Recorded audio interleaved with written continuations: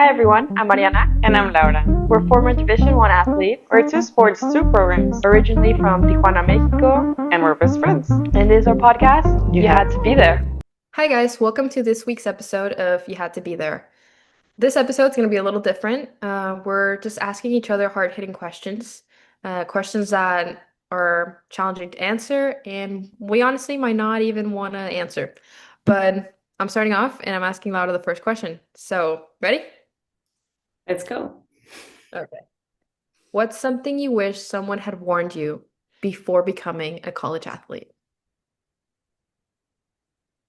I think I would have wanted someone to warn me that a lot of injuries can happen no matter how good you're taking care of your body. So just being mindful of like whatever happens for a reason, and there's not much you can do about it. Yeah, I think that's my simple answer for that one. We There we started go. light, thank you. Yeah, I started off nice. Okay, I'll do hard. What's something about being an athlete that broke you a little? Ooh. Something about being an athlete that broke me a little. Honestly, not performing to the expectations that I have of myself. I think you go out there and you go weight training, you practice every day, you play, you work on your mental game, and there's days where even though you're working on all the things that you consider are the right things to be working on, you're gonna struggle and you're gonna have bad days, and you might not perform to the level that you wish you were performing or you think that you're capable of. I think that's one of the things that broke me at times and made me feel like I wasn't enough, or maybe I wasn't doing enough, even though sometimes you simply are. It's just that's just being part of being in this life, you know. Sometimes you'll things will go your way and there's days where nothing will go your way and you just have to learn to accept that. Yeah, yeah. I guess that can be frustrating. I think this is the episode I'm gonna cry on. Oh my gosh. Actually, I'm gonna ask that question right back at you.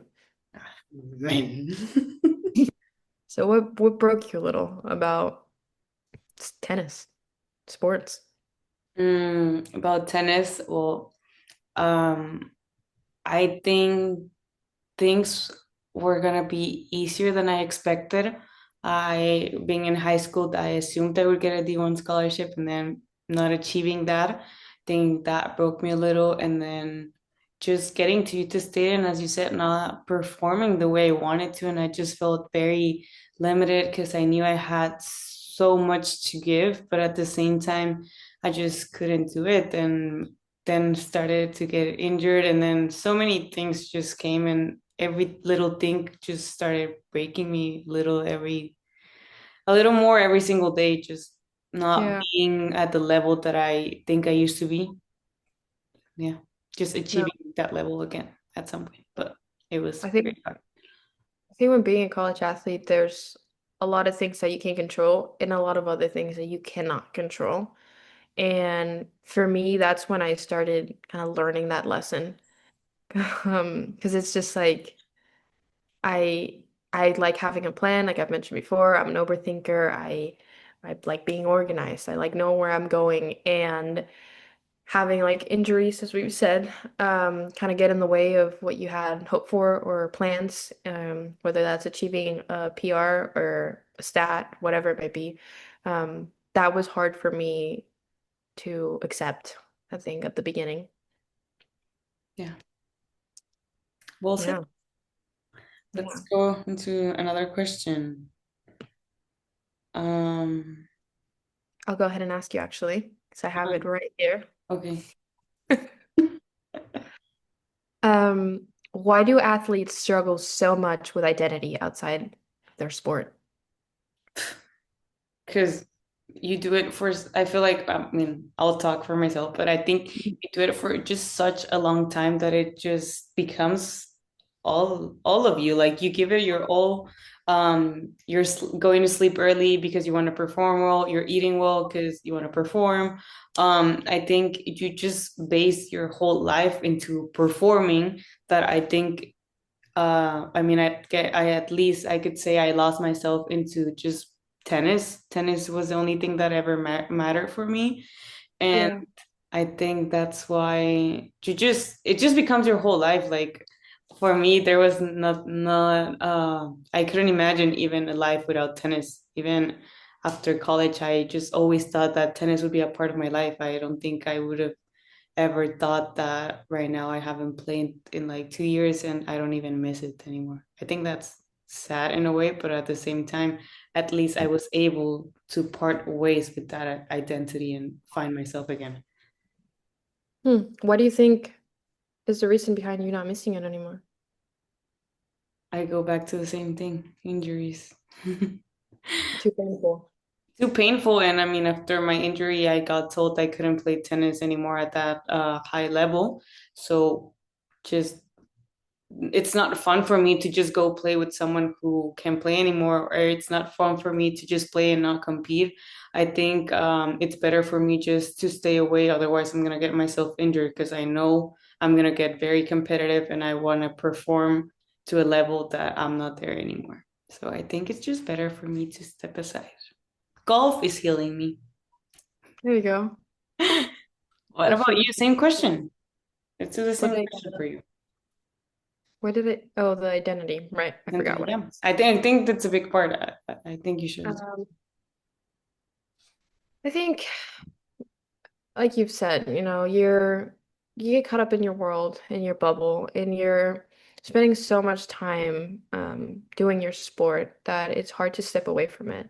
And that's exactly why it's so important to have other hobbies, have friends who maybe don't play your sport, do something else. I think I think parents have play a role in athletes struggling with their identity. I think I've seen it a lot in golf and I've seen it in other sports where parents put in some sort of pressure on kids to perform.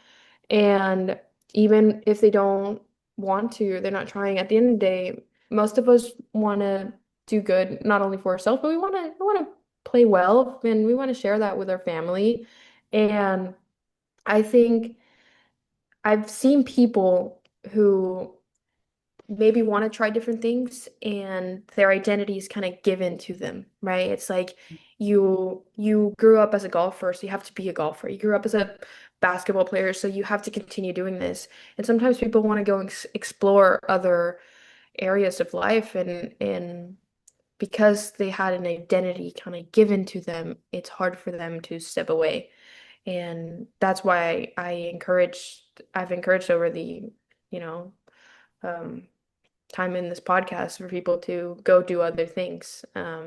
Just because at the end of the day, if you're not able to play your sport because of an injury, um, your world doesn't fall apart because you have other things to be grateful for and to be excited about.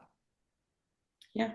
No, I think it's very important what you said, and I think parents also do have some kind of fault into it.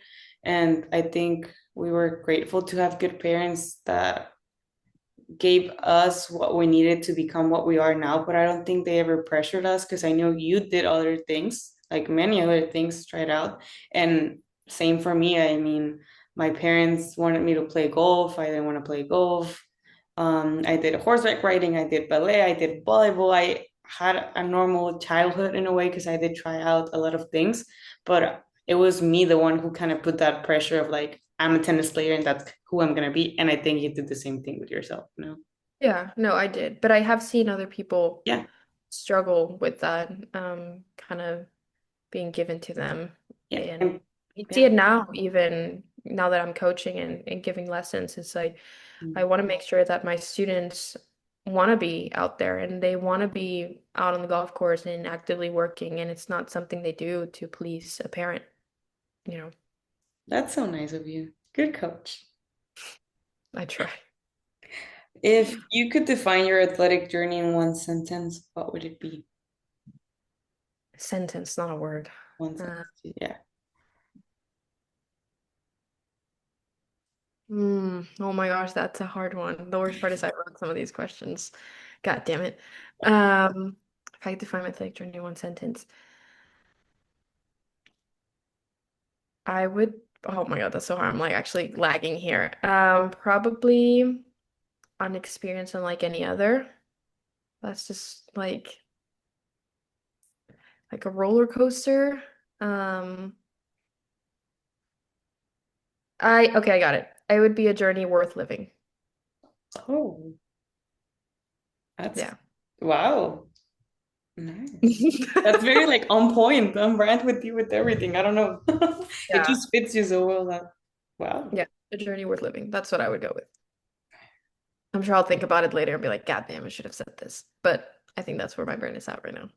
No, I think that's perfect, honestly. I don't think you could have said it better. No. How about you? How would you put it in a sentence? I feel like it's easier to put it in a word than a sentence. I don't know if I that's know, that's what I was thinking. like roller coaster, yeah. Um, a challenge worth fighting for. I like that. They're similar. Yeah. Yeah, I like it. I agree. Now, on another side is, well, okay, let me phrase this one. Um, what's something you've experienced that have rarely talked about openly with sports? Oh wow. Um, I think it would be just the amount of medication I would be taking to be able Mm. to play. I think Ah. that's something that, I mean, I recently told my parents, and my mom just freaked out and was like, we need to get your liver checked to see if you're okay, because it was not normal. And I would try to hide it in a way just because I didn't want to be stopped. And I knew if the people in sports medicine would know, they would stop me. And Hmm. I think I didn't talk about that enough, and just my closer friends knew the amount of medication that I was actually taking just so I wouldn't feel a thing while playing. And of Yeah. course, that ended up hurting myself more. And I don't think I would recommend that to anyone. And yeah, and it was just also very hard that one day that I was taking all of the pills on the court. I saw my coach looked at me and then just looked the other way. So I Hmm. knew I was doing something I shouldn't be doing, but she also kind of like supported that in a way. Yeah. Yeah, I don't think it's talked about how much meds a lot of athletes take in order to be playing. Whether that's you choosing to do that because you have, in a sense, a responsibility to yourself, or it's a coach that's pushing you to do that. Yeah. And you see it a lot in football, right? You see it a lot in Especially the football, yeah. impact sports where you might be lucky enough to have a coach that cares about who you are and your career outside of the sport once you graduate, um, who will make you think and maybe question some of those decisions. But there's a lot of coaches out there who they're are thinking about winning that championship, winning that game, and you're a player in the roster and you need to perform your duty, and that's what it takes, right? But it shouldn't be seen that way. I don't think it I think it's normalized a little too much. Yeah. So that's interesting that you point that out on your side of things and not maybe like a coach. Mm, No. yeah. Hmm. Wow. If your sport disappeared tomorrow, who would you be? Hmm. That's a funny one considering I work in golf. Um, that's a hard-hitted question. Um, do like who would Mariana be or what would Mariana do as a job? Like which one do you want? I mean, okay, let's just say tomorrow they're just closing down the club and every single club in the whole world, and golf is not allowed anymore. And it's just extinct. I don't know. It's like those words. Okay. Yeah. Um, I I think I would need to reinvent myself, but not in a whole way, it's just at the end of the day, I'm still kind, I'm still a hardworking person, I still funny, like I'm still charismatic and full of love and positive energy and wanting to help others. So I think obviously it would feel like my world is crashing down, but I think I would I would learn how to channel what golf taught me into other areas of life. So if I answer like what would I do for a job, like I'd probably be a mental coach, or somewhere where I can make an impact on people's lives and the way they see themselves and others and challenges, I think. Nice. I think I'd Oh, be stronger. yeah. Not going into like business. I mean, you No, I think I'd have a business, but I think at the end of the day, I'd always want to mentor others. In whatever field I choose, I think I'd always want to be that guidance for someone else. Because I've been fortunate to have some great mentors and some great coaches, so I would want to pay it forward. yeah. I think you'd be amazing at it, honestly. Probably at one point I will be. Just not yet. I need to learn a lot more in order to get there. Yeah. If you could tell your younger self one thing about college athletics, you know, anything, what would it be? Don't do it. No, I'm kidding. I think I feel enough that I would do it again, but let me think a little bit about that. I felt like to my younger self, I was meant to go to D1 college because I did enjoy it, all the traveling, all the early wake up mornings, and all the hard work. I think COVID did put a stop to it because I realized I was okay without tennis, and Mhm. I had time to rest and I had time to be with my family, which that was something very rare for me. So I think without COVID I could have gone through college tennis easier in a way because I lost that momentum for me. Yeah, But I think my younger self would be totally fine dealing with Division 1 college. Would you do it again? absolutely. I'd do it 100 times. I'd do it in every single lifetime. That's so cute. Is there anything that you would change to make your experience better? Yes, the way I treat myself. I think I'm very harsh on myself and it can get very strict out there and I expect so much and I want so much and I'm so passionate about what I do and what I want that I trick myself into, like believing that it's not enough. And there can always be more. And I think I need to be kinder to myself and be nicer and um, just remind myself that there's gonna be hard times and that's just part of the process and just enjoy it. I think. And yeah, that's what I would tell myself. Good. You Yeah, should also use that advice now. Be nicer to yourself. I know. You're still way too harsh on yourself, so be nicer to yourself. No. It I know. Yeah, that's rough. I got one question for you. What's the loneliest part of being a student athlete?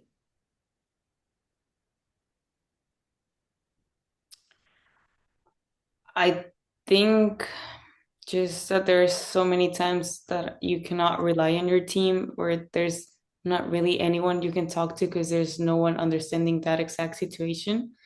I feel like it's very lonely when your coaches have no empathy towards you.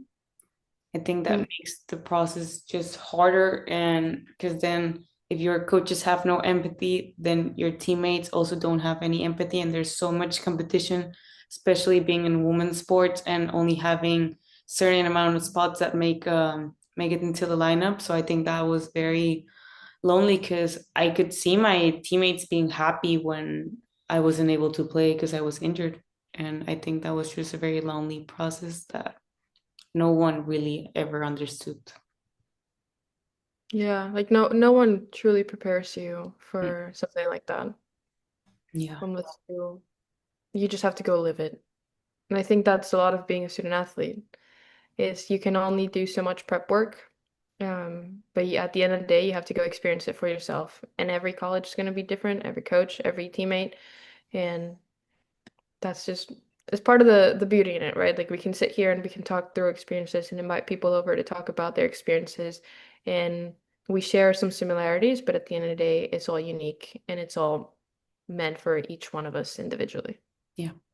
And honestly, the idea of starting this podcast, I feel like every single episode that we record, it heals me in a way. I when I finished playing, I was so done with college athletics and college tennis that I don't think I would have ever even considered done it again. But right now, I would. Yeah, I mean, obviously none of you know this, but I asked Lara the same question is if would you do it again, maybe Jenner. almost a year ago, and she said no. And I kind of just sat there in shock because I would do it again and again and again. And obviously, like, we've talked and we've grown each other. And it's just like, it's crazy to see this version of you now, right? Because, like you said, you've healed and you've allowed yourself um, to kind of start cherishing those moments and not staying like stuck in those negative environments that you might have experienced. So Yeah, it's it's cool to see this new version.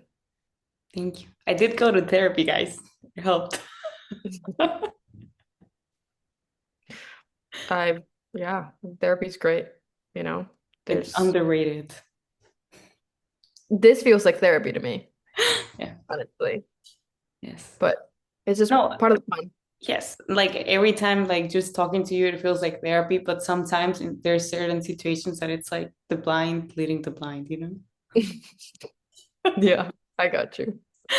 Well, anyways, guys, thank you for tuning in for this episode of You Had to Be There. I hope you enjoyed the questions that we asked each other. And you can learn something from what we've gone through. And if you have any more hard-hitting questions, please send them our ways, and we're always happy to answer. Comment them down below, please. Alrighty, Like and like and subscribe. subscribe. Bye, Bye, guys. guys.